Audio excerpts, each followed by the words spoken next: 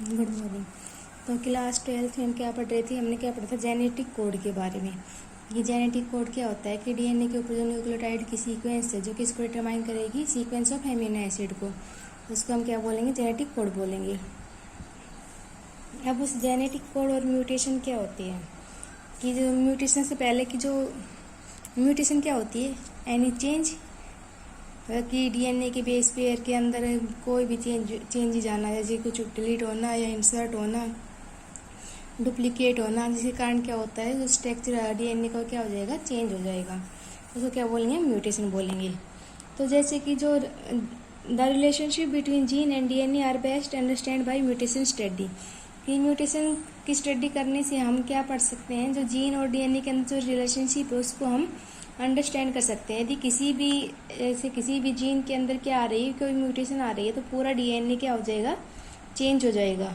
तो इस तरह हम एक जीन एक बेस पेयर के चेंज से पूरा डीएनए का चेंज होना, तो इसकी हम बेस्ट स्टडी किसके द्वारा स्टडी कर सकते हैं? म्यूटेशन के द्वारा। कि म्यूटेशन के द्वारा हम पता लगा सकते हैं कि जीन में और डीएनए के अंदर कितना क्लोज रिलेशनशिप है। तो म्यूटेशन में पहला म्यूटेशन कौन सी आती है हमारी? Point mutation. अब पॉइंट म्यूटेशन क्या होती है? Point mutation is the insertion और deletion of a single gene in the structural gene. कि जो कोई स्ट्रक्चरल जीन है उसके अंदर किसी भी एक जीन का या तो ऐड होना या एक जीन का क्या होना? डिलीट होना, क्या कहलाता है? Point mutation. यानी कि या तो एक न्यूक्लियोटाइड उसमें ऐड हो गया या एक न्यूक्लियोटाइड क्या होगा? इसमें से डिलीट हो गया। तो सिंगल के इंसर्शन एंड डिलीशन को क्या बोलेंगे हम? Point mutation. जैसे कि फॉर एग्जांपल के लिए सिकल सेल एनीमिया है, तो ये हमारी क्या नॉर्मल आरबीसी है। नॉर्मल आरबीसी इसमें क्या है? इसमें कौन सी चेन है? बीटा ग्लोबुलिन चेन है, जिसके अंदर क्या है कि अमीनो एसिड का रेजिड्यू प्रेजेंट है। कि अमीनो एसिड क्या है? सीक्वेंस प्रेजेंट है। लेकिन इसमें किसी कारण से क्या हुआ कि जो 6th रेजिड्यू पे जो ग्लूटामेट प्रेजेंट था, 6 रेजिड्यू के ऊपर जो ग्लूटामेट एमिनो एसिड प्रेजेंट था वो क्या हो गया? चेंज हो गया, और उसकी जगह क्या आ गया? वैलिन एमिनो एसिड आ गया। तो वैलिन एमिनो एसिड आने से क्या हुआ कि जो नॉर्मल आरबीसी है, इसकी स्पेरिकल शेप है, उसने क्या कर ली? अपनी शेप चेंज कर ली और क्या बना ली? सिकल शेप बना ली। तो इसको हम क्या बोलेंगे? Sickle cell anaemia. तो सिकल सेल एनीमिया हमारे किसके द्वारा होता है? पॉइंट म्यूटेशन के द्वारा। जो 6th पोजीशन पे जो ग्लूटामेट एमिनो एसिड था वो चेंज हो गया, किसमें? वैलिन में। क्यों चेंज हो गया? कि उसके एक जीन के अंदर क्या आ गई? म्यूटेशन आ गई। कि एक बेस पेयर के अंदर इसके अंदर क्या आ गई? म्यूटेशन आ गई। म्यूटेशन आने से क्या हुआ? उसका सीक्वेंस चेंज हो गई। सीक्वेंस चेंज होने से ग्लूटामेट की जगह कौन सा अमीनो एसिड बन गया? हमारा वैलिन अमीनो एसिड। और जो आरबीसी की शेप है वो कैसी हो गई? स्पेरिकल से कैसी शेप बन गई? हमारी आरबीसी की सिकल सेल। तो इस डिजीज को क्या बोलेंगे? सिकल सेल एनीमिया, जो किसके द्वारा होगा? पॉइंट म्यूटेशन के द्वारा। अब उसके बाद क्या आएगा? Frame shift mutation.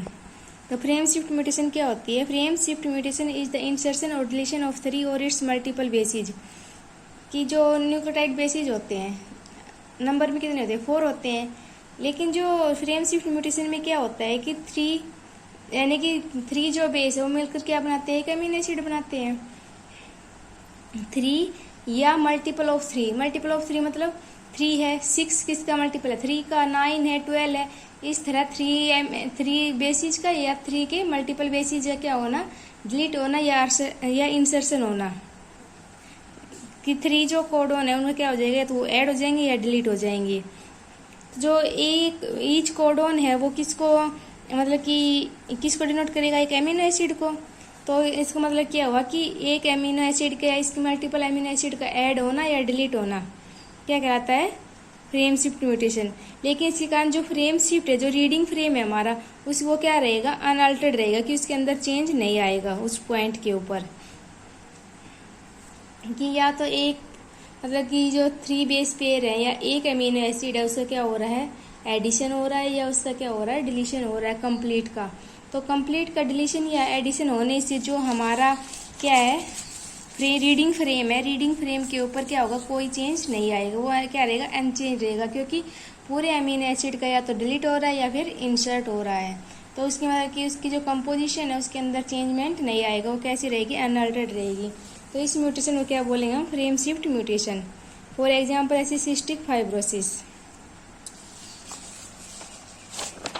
क्या करेंगे, इसको म्यूटेशन को हम समझने के लिए, दोनों टाइप की म्यूटेशन को समझने के लिए हम एक एग्जाम्पल लेते हैं।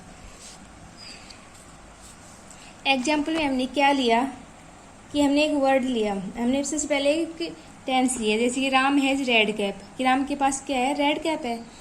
और उसमें हमने क्या लिया कि 3 लेटर्स के वर्ड लिए, कि जो हमने जो हर वर्ड लिया है उसमें कितने लेटर्स हैं, 3 लेटर्स हैं। जैसे कि राम के पास भी 3 लेटर, हैज के पास भी, रेड के पास भी, कैप के पास भी। अब हमने इन 3 लेटर्स को क्या माना कि हमारे क्या है, जेनेटिक कोड है, जो किसी 3 बेस पेयर से मिलके बनी है, जेनेटिक कोड मान लिया हमने। अब हम इसमें क्या करेंगे, इंसर्ट करेंगे। तो सबसे पहले हम क्या करेंगे, एक लेटर बी इंसर्ट करेंगे, किसके बीच में, हैज के बीच में और रेड के बीच में हमने एक लेटर इंसर्ट किया, कौन सा, बी।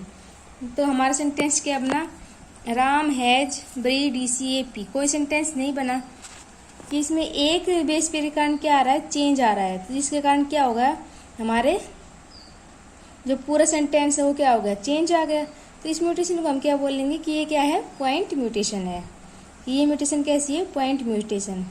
फिर हमने 2 लेटर ऐड करे, BI, इससे भी सेंटेंस की कोई सेंस नहीं बनी, ये भी क्या होगा, चेंज हो गया। ये भी किस में आएगा, पॉइंट म्यूटेशन के अंदर।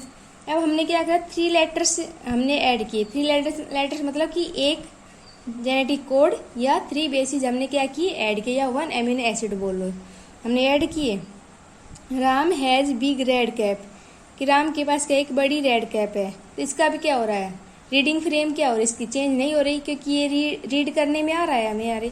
ये क्या थे, इसमें रीडिंग फ्रेम क्या हो रही थी, चेंज हो रही थी, लेकिन इसमें जो रीडिंग फ्रेम है वो चेंज नहीं हुई, क्योंकि Ram has big red cap, कि राम के पास बड़ी रेड कैप है। तो इसके सेंटेंस का कोई सेंस निकल रहा है ना, कि इसमें इंसर्शन होने से स्टेटमेंट के ऊपर कोई इफेक्ट नहीं पड़ा, लेकिन एक वर्ड एक्स्ट्रा जुड़ गया हमारे पास। तो इसको हम क्या बोलेंगे, फ्रेम शिफ्ट म्यूटेशन, कि इसके अंदर कोई जो रीडिंग फ्रेम है वो कैसा है, हमारा अनअल्टर्ड है। फिर क्या हुआ, हमने डिलीशन किया। डिलीशन में वही, हमने जब एक लेटर को डिलीट किया तो फिर हमारा क्या था, फ्रेम क्या हो रही, रीडिंग फ्रेम चेंज हो रही थी, 2 करा तो हमें रीडिंग फ्रेम क्या हो रही थी, चेंज हो रही थी। तो हमारे किसके अंदर आ जाएंगे, पॉइंट म्यूटेशन के अंदर। लेकिन जब हमने क्या किया, कंप्लीट 3 वर्ड्स को क्या कहते, डिलीट कर दिया। जैसे कि राम हैज रेड को हमने क्या कर दिया, डिलीट कर दिया, तो राम हैज कैप। तो ये क्या है, इसमें रीडिंग फ्रेम चेंज नहीं हो रहा, कि ये इस रीड करने में आ रहा है सेंटेंस हमारे कि राम के पास क्या है, कैप है। तो इस तरह डिलीशन और इंसर्शन से जब एक बेस के डिलीशन और इंसर्शन से हमारा क्या हो रहा है, रीडिंग फ्रेम चेंज हो रहा है, तो उसको हम बोलेंगे पॉइंट म्यूटेशन। लेकिन जब 3 बेसिस के यानी कि 1 जेनेटिक कोड के या 1 एमिनो एसिड के जो डिलीट और इंसर्शन से जो रीडिंग फ्रेम क्या हो रहा है, अनचेंज हो रहा है, तो उसको हम क्या बोलेंगे, फ्रेम शिफ्ट म्यूटेशन। इनको फ्रेम शिफ्ट, अगर डिलीशन से हो रहा है तो frame shift deletion mutation, insertion से हो रहा है तो फ्रेम शिफ्ट इंसर्शन म्यूटेशन बोलेंगे हम इसको। तो ये क्या था हमारा, mutation and genetic code. Next हमारा क्या आता है कि tRNA, कि tRNA को हम क्या बोलते हैं, अडेप्टर मॉलिक्यूल। क्यों बोलते हैं, कि जो साइंटिस्ट थे फ्रांसिस क्रिक, उसने क्या पोस्टुलेट किया था कि यदि कोई अडेप्टर मॉलिक्यूल है, कि कोई अडेप्टर मॉलिक्यूल होगा, उसके पास क्या होगा कि 1 हैंड पे तो क्या करेगा, वो कोड को रीड करेगा, जो जेनेटिक कोड है उसको 1 हैंड पे क्या करेगा, एक साइड में तो कोड को रीड करेगा और दूसरे हैंड पे क्या करेगा, स्पेसिफिक एमिनो एसिड को क्या करेगा, बाइंड करेगा। तो tRNA हमारा क्या हुआ, अडेप्टर मॉलिक्यूल है, क्योंकि tRNA एक हैंड पे क्या करता है, कोड को रीड करेगा और सेकेंड हैंड पे एमिनो एसिड को क्या कर, जो स्पेसिफिक एमिनो एसिड है उनको क्या करेगा, बाइंड करेगा। तो इन tRNA को हम क्या बोलते थे, sRNA, सोल्यूबल RNA। कब, जब हमारा जो जेनेटिक कोड को पोस्टुलेट नहीं किया गया था, जेनेटिक कोड की पोस्टुलेशन नहीं हुई थी, उससे पहले जो tRNA है उसको क्या बोलते थे, sRNA, सोल्यूबल RNA। अब इसको अडेप्टर मॉलिक्यूल क्यों बोलते हैं, कि जो tRNA है उसके पास क्या होती है, एक एंटी कोडोन लूप होती है, कि इसके पास क्या होंगे, एंटी कोडोन लूप होंगे, जो क्या करेंगे, कॉम्प्लीमेंट्री होंगे टू द कोडोन। जो mRNA के ऊपर जो कोडोन है उसके क्या होंगे, ये एंटी कोडोन होंगे। tRNA के पास क्या होगा, also has an specific acid acceptor, कि एमिनो एसिड को एक्सेप्ट करेगा एक एंड पे कि इसके एक एंड के पास तो क्या होंगे, एंटीकोडन होंगे, एक एंड पे क्या होगा, अमीनो एसिड एक्सेप्टर्स होंगे, जिसके साथ क्या होगा, अमीनो एसिड क्या करेंगे, बाइंड करेंगे। और इनिशिएशन के लिए क्या होगा, स्पेसिफिक टीआरएनए होगी, इसको क्या बोलेंगे, इनिशिएटर टीआरएनए। कि एक पे तो एक्सेप्टर अमीनो एसिड एक्सेप्टर होंगे, एक पे एंटीकोडन लूप होंगे, और एक के ऊपर क्या होंगे, इनिशिएटर टीआरएनए होंगे। जो टीआरएनए है उसके पास कोई भी क्या होता है, स्टॉप कोडोन नहीं होता। जो सेकेंडरी स्ट्रक्चर होता है किसका, टीआरएनए का, वो कैसा होता है, किस तरह मतलब कि दिखाई देता है, एक क्लोवर लीफ लाइक स्ट्रक्चर की तरह। जो सेकेंडरी स्ट्रक्चर होता है किसका, टीआरएनए का, वो कैसा दिखाई देता है, क्लोवर लीफ की तरह दिखाई देता है। और एक्चुअल स्ट्रक्चर होता है वो कैसा होता है, इन्वर्टेड एल शेप का। कि जो इसका इन्वर्टेड, जो इनका एक्चुअल स्ट्रक्चर होता है टीआरएनए का, वो होता है इन्वर्टेड एल शेप का। लेकिन जो सेकेंडरी स्ट्रक्चर होता है वो कैसा होता है, क्लोवर लीफ लाइक स्ट्रक्चर होता है किसका, टीआरएनए का। तो ये क्या है कि टीआरएनए एडेप्टर मॉलिक्यूल, कि इसमें क्या होगा, एक एंटीकोडन लूप होगी जो किसी कॉम्प्लीमेंट्री होगी कोडॉन्स की। कोडॉन कहाँ पर प्रेजेंट है, एमआरएनए के ऊपर। सेकंड, इसके पास भी एंटीकोडन कोडॉन है, एक स्पेसिफिक अमीनो एसिड साइट होगी, एक क्या होगा, इनिशिएटर टीआरएनए होगा। ये वाला इनिशिएटर टीआरएनए, ये specific amino acid binding site, ये एंटीकोडन लूप होगी। तो कैसा दिखाई दे रहा है, इन्वर्टेड एल शेप का। इसका एक्चुअल स्ट्रक्चर कैसा है, ये इन्वर्टेड एल शेप का। और इसका सेकेंडरी स्ट्रक्चर होगा जो डेवलपमेंट के बाद कैसा बनेगा, क्लोवर लीफ लाइक स्ट्रक्चर बनेगा। तो ये क्या था हमारा टीआरएनए एज एडाप्टर मॉलिक्यूल, किसमें हेल्प करता है, ये ट्रांसलेशन प्रोसेस में। अब ट्रांसलेशन प्रोसेस क्या होती है, ये polymerization of amino acid to form a polypeptide chain. कि क्या होगा, एमआरएनए से किसका फॉर्मेशन होगा, एक अमीनो एसिड्स का। तो अमीनो एसिड नहीं, प्रोटीन का। तो synthesis of protein from mRNA क्या कहलाता है, ट्रांसलेशन।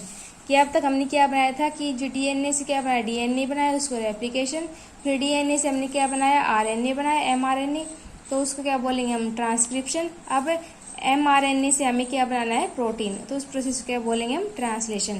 तो नेक्स्ट प्रोसेस हमारी कौन सी होगी, ट्रांसलेशन, जो हम करेंगे नेक्स्ट वीडियो में डिस्कस। Thank you.